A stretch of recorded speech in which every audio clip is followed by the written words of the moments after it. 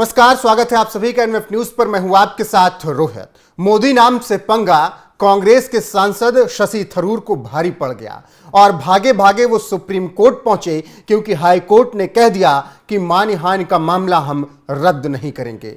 जी हां, हिंदुओं की धार्मिक भावनाओं को आहत करते हुए पीएम मोदी पर कुछ ऐसी टिप्पणी कांग्रेस के नेता शशि थरूर ने की थी जिस पर उन पर मानहानि का केस दर्ज कर दिया गया और फिर मामला पहुंच गया हाई कोर्ट। इसके बाद हाई कोर्ट ने शशि थरूर को कोर्ट में पेश होने के लिए आदेश दे दिया। अब जैसे ही हाई कोर्ट ने यह आदेश दिया, शशि थरूर की हालत खराब हो गई और वो आनन फानन में सुप्रीम कोर्ट पहुंच गए, जहां सुप्रीम कोर्ट जो कि अमूमन 4 बजे बंद हो जाता है, वो सोमवार को शशि थरूर की सुनवाई करने के लिए 6 बजे तक खुला रहा। और पूरा मामला क्या है, चलिए आपको विस्तार से बताते हैं और बताएंगे कि कैसे मोदी नाम से पंगा शशि थरूर को भारी पड़ा है। दरअसल जिस तरीके से शशि थरूर से यह जुड़ा मामला है, पीएम मोदी के नाम को लेकर उन्होंने टिप्पणी की थी और मानहानि का केस इस पर कर दिया गया था और अब इसी मामले में शशि थरूर की मुश्किलें बढ़ रही हैं। शशि थरूर ने सुप्रीम कोर्ट में याचिका दायर की है।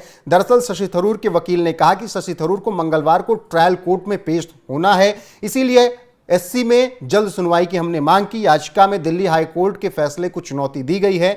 मानहानि का मुकदमा रद्द करने से दिल्ली हाई कोर्ट ने इनकार कर दिया है, इसीलिए हम सुप्रीम कोर्ट गए हैं, ऐसा कहा गया है शशि थरूर के वकील की तरफ से। दरअसल सुप्रीम कोर्ट ने दिल्ली हाई कोर्ट के एक फैसले के खिलाफ कांग्रेस सांसद शशि थरूर की याचिका को मंगलवार को सूचीबद्ध करने पर विचार किए जाने पर सहमति व्यक्त कर दी।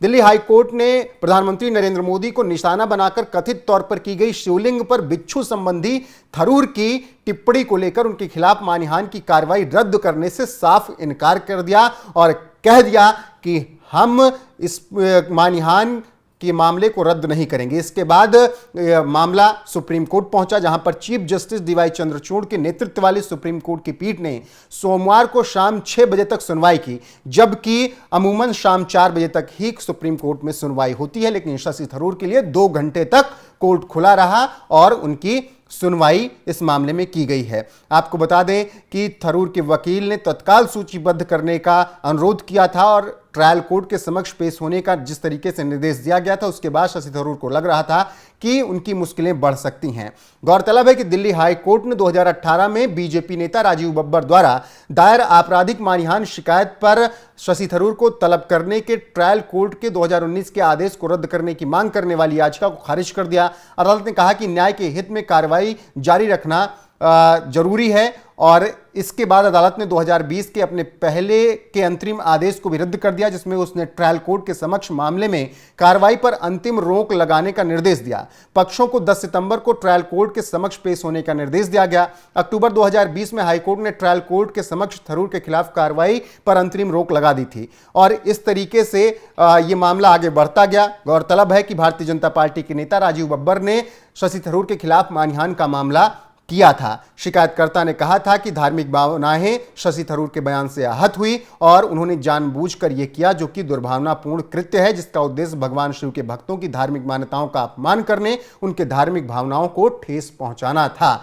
बिच्छू और मोदी जिस तरीके से शिवलिंग का जिक्र कर शशि थरूर ने टिप्पणी की थी, उसमें उनकी मुश्किलें अब बढ़ती जा रही हैं। हालांकि जिस तरीके से हाई कोर्ट ने फैसला सुनाया, ट्रायल कोर्ट में पेश होने का आदेश दिया, उसके बाद शशि थरूर भागे भागे सुप्रीम कोर्ट पहुंचे, जहां पर सुप्रीम कोर्ट ने उनके फैसले पर सुनवाई की है। अब देखना होगा कि आगे क्या कुछ फैसला आता है और शशि थरूर की मुश्किलें कम होती हैं या फिर बढ़ती हैं।